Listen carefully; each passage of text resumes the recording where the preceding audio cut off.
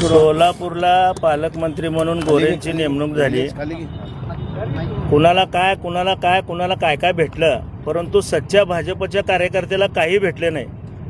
आणि त्या पालकमंत्र्याचे जे चाटुकार होते त्यांनी स्वतःच्या भक्तीचं प्रदर्शन करण्यासाठी काल संजय राऊत साहेबांचा पुतळा या ठिकाणी दहन केला।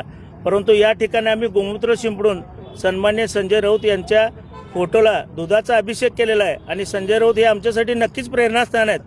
परंतु एक गोष्ट मात्र सांगावीशी वाटते की काल जे सच्चे भाजपचे कार्यकर्ते होते ते प्रचंड आनंदले होते की ज्याप्रमाणे पालकमंत्र्यावर प्रेम आहे परंतु प्रधानमंत्र्यावर प्रेम नाही असं त्यांनी समाज माध्यमात टाकलेलं आहे। एक रोहिणी तडवळकर व बाकी काही मोजके सोडले तर आज भाजपमध्ये सच्ची भाजपा दिसत नाही आणि ही खतखत त्यांच्यातूनच बाहेर येत आहे। त्याला फक्त आम्ही एक वाट करून दिली असं मला वाटतं व यापुढं संजय राऊतच नाही तर शिवसेनेच्या कुठल्याही नेत्याचं आव्हान आम्ही सहन करणार नाही।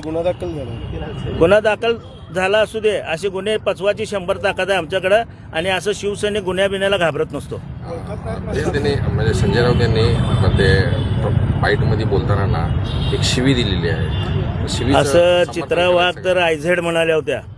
आयझेडचा अर्थ काय होतो ते चित्रा वाघना विचारा, आम्ही फक्त वायझेड म्हणालोय। ए टू झेड म्हणलं तर मग लय अवघड होऊन बसशील।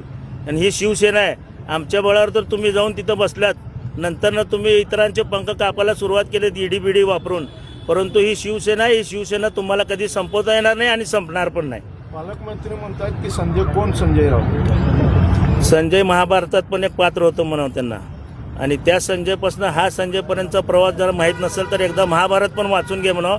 कारण रामायण यांनी नीट वाचलं नाही। रामाच्या मंदिरात चोरी करणारी ही लोक ह्याने आम्हाला रामभक्ती वगैरे शिकवू नये, रामरक्षा तर बिलकुल शिकवू नये।